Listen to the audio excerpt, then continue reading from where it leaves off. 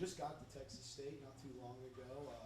What are your thoughts? How are you taking in Sam Darkness and being a coach on the Bobcats? So being a Texan, I've always been up and down this area, traveling for recruiting. I got family in this area. My fiance lives here, so it's been great. It's been a smooth transition coming from Delaware to here. I left all of my stuff in Huntsville, Texas, so it wasn't a crazy transition. I was able to get my stuff here pretty quick, get settled, start learning the scheme, start learning the verbiage, and make some of the guys start speaking my language. So it's been a pretty smooth journey so far. Tell us a little bit about what made you want to come to Texas State and that decision for you. It's a great question. So it's been a job I've been wanting to get on for a while now, even before my fiance moved here. She got here in 2020. I've always admired, Coach Spavital from afar. Thought he was a, heck of a coach, very detailed, had explosive offense. Been watching him since 2013 when he was at A&M. Saw the explosive numbers he was putting up, the way the offense flowed, the tempo and stuff like that. That's something I always wanted to be a part of. We know a lot of people in the same circle, and I've always wanted to be a fly on the wall and just kind of learn his scheme, learn a little bit what he does. Some of the stuff that he's done, I've done, as a player and as a coach as well. Some of the scheme, the philosophy of the formation, stuff like that. So, it wasn't it was an easy decision for me to make. It wasn't a tough one. You left your stuff in Huntsville. You got your fiance down the road, but were you secretly always planning on coming back to Texas? There's always a plan, right? And going to Delaware for me was a great opportunity. That's a great coaching staff. For me, being a Southern, I thought ignorance was bliss. Going up there, it's freezing cold. Not my type of style, but getting that call, I kind of figured something was going to happen that was going to work out for the greater good, and this happened right on time. It was the perfect timing and the perfect place, and a scheme and a family I wanted to be a part of, and you just see the cohesion here with the staff and the players, the competition, the wanting to be good, the detailedness of everything. It just means a lot to me, and I figured this would be the greatest opportunity for me.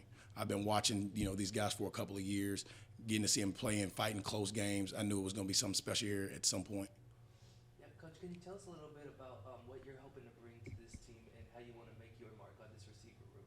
Well, biggest thing with me, I want to bring excitement. My biggest goal is to help these guys leave better than they come.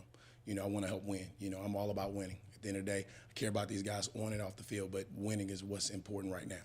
Taking care of that takes care of everything else. But again, building a brotherhood. I talk about having a strong bond as a group at all times, making sure that we're doing the little things, being seen, not heard, making an impact on and off the field, being leaders that are calculated with what we do, and affecting the game in a positive way, making sure that we're affecting the game and impacting the game and doing the right things. So that's the mark I would love to make.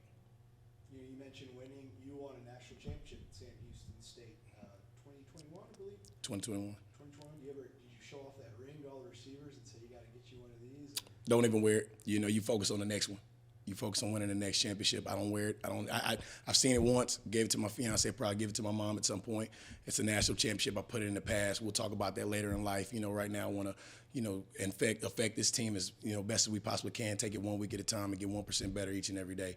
But yeah, being a national champion is cool. It's fun. It's something you can talk about for the rest of your life. Share with your children, your grandchildren, things that such. But right now I'm just focusing on what we can do to get Texas State better and how we can win football games here and change the outlook at in San Marcos, Texas.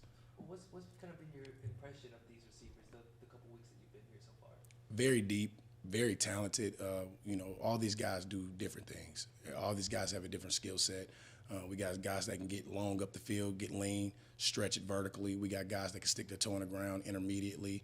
We got guys that can work double moves. We got guys that are good blockers and still have good ball skills. That we're so deep. It's the deepest room I've ever been a part of as a receivers coach. We've always had talent everywhere I've been, but as far as the depth we got, you heard Coach say, we can play 10 or 11 guys, right? Yep, never had that before. I've had it to where you play 6 or 7 guys, but we got so much talent across the board, and I feel like we can roll these guys on and off the field, but they know the competition is still there. You still got to make plays. You still got to be organized. You still got to be detailed. You still got to be thorough if you want to continue to play, all right, or we'll go with the guys that are hot. But at the end of the day, I feel really good about what we got on the outside with Javen Banks, DeMarcus Gregory, Dennis Robinson, Marcel Barbie. All those guys bring some impact to this team. It's an immediate impact. Whoever's on the field, guys are going to have to cover those guys on the outside and then slide with Toe and Ashton, Donovan Moore when he gets back healthy. We're just so deep in that room, and those guys have so many different skill sets, so we can do so many different things. We're not limited to, one scheme. We can do multiple things. We can be very multiple what we're doing in the passing and the run game. I was asking Coach if there was a difference between inside outside coaching. He said not really, and really because you guys are kind of have multiple roles across the board, versatility across the coaching board. Is that something that you relish in, that you take on, that you like to be in multiple areas like this? Yeah, absolutely. You got multiple guys. We got multiple different schemes, like I said. So you're hearing different verbiage. You're hearing different language from the outside guy to the inside guy, from routes to blocking schemes, things like that. So you need more than one voice, and you need one guy to be able to speak to one guy and the other guy to be able to speak to the other guy on the inside, because it's tough to get it all in from one guy. And hearing different voices, to me, I think is very good. And, everywhere I've been as a receivers coach, for the most part, you've had two guys to be able to work that outside and inside role, and then you bring it all together. You put it all together, and at the end of the week, you'll hear something on a game week from one person, or both coaches will speak to whatever the situation is, whatever the scheme is. I think if you have one guy, it gets kind of rough, because you're trying to talk a technique on the inside, then you're trying to hurry up and talk a technique on the outside, and then you run out of time. So having two guys, to me, I think is very important to get the message conveyed so that these guys can go out there and play. At the end of the day, we put it all together, and it's one language at the end of the day, and they go out there and they execute it to the best of their ability. Coach, what are some of your goals for the receivers this spring? Win football games. At the end of the day, we want to win first. I mean, obviously, eliminate mental mistakes. The second thing, eliminate drops, eliminate, dead ball penalties, and holding down the field. The biggest goal I would say, other than winning, I would say it would be explosive plays. Getting on the field and getting off the field as quick as possible. I think if you put the football in the end zone quickly, all right, the defense has to, the other team has to react. Okay, they got to react to how you score.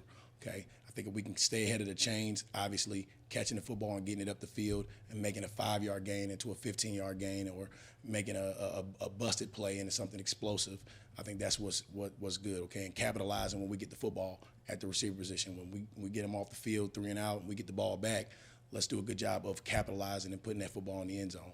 And in certain situations, we got to be smart and chew up clock. A 4-minute offense, we got to make plays, extend drives, stay on the field, and make their offense have to wait. So the biggest thing I would say is win football games, stay ahead of the chains, eliminate MAs, catch the football, don't let it touch the ground, and make sure we're blocking on the perimeter as well. You talk about how deep these receivers are. In your early time here, who has emerged really as a leader? Not necessarily the best receiver, but as kind of a leader in that wide receiver room. I think we got more of a lead by example based off of everything I see. I see a lot of guys doing a lot of stuff, being on time, doing a little things in the weight room, taking care of stuff off the field. If I say, a guy that's been more of a verbal leader, I say Javen's been a good verbal leader, just coming out and telling the guys what needs to be done for the day, policing the room more than anything. I think DeMarcus Gregory has done a good job of kind of bringing the energy to the room, and I think energy is leadership. Positive energy, a positive outlook on things is critical in that room. But I think we got more lead by example guys than verbal leaders, and that's okay. Sometimes we're the leader in the room as coaches.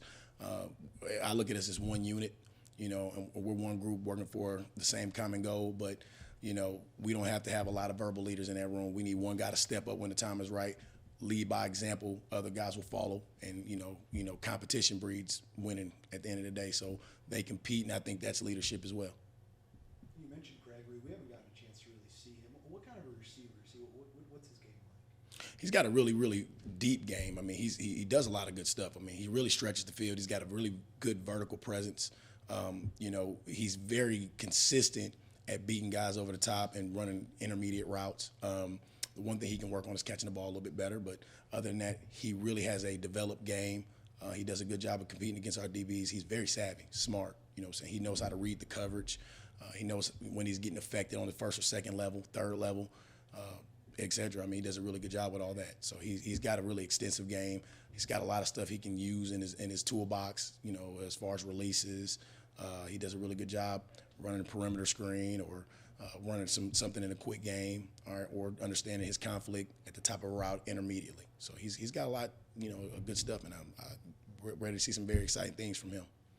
Yeah, from a receivers coach perspective, can you tell us a little bit about the quarterbacks and what you've seen out of them, their connection with the receivers on this team? They got some good connections. Again, you got a guy that's played here for a couple of years, and then another guy that just transferred in, obviously, from Arkansas State with Lane, who started in big-time games for the last couple of years. And then we got some young quarterbacks, but all of them are doing a really good job being on the same page with the receivers. They're doing a good job of communicating with the receivers, not just on the field, but when the series is over, they're doing a good job of going over and correcting a mistake or talking about a read and stuff like that. I think Brady's doing a good job of getting with the guys and rallying the troops. You know, if a mistake is made, I think Lane is doing the same thing. Dylan is still young, like Coach said, so he's still kind of learning and trying to work on being polished and, you know, running the offense as quick as he possibly can and making quick decisions and not, you know, sputtering and stuff like that. Ty's doing a really good job with the guys as well. Of making sure they're getting lined up and getting with those guys and watching extra tape. There's a lot of leadership in that room, in that quarterback room, and I think our receivers are gravitating towards those guys in order to be on the same page so that we peak at the right time, you know, when fall ball comes.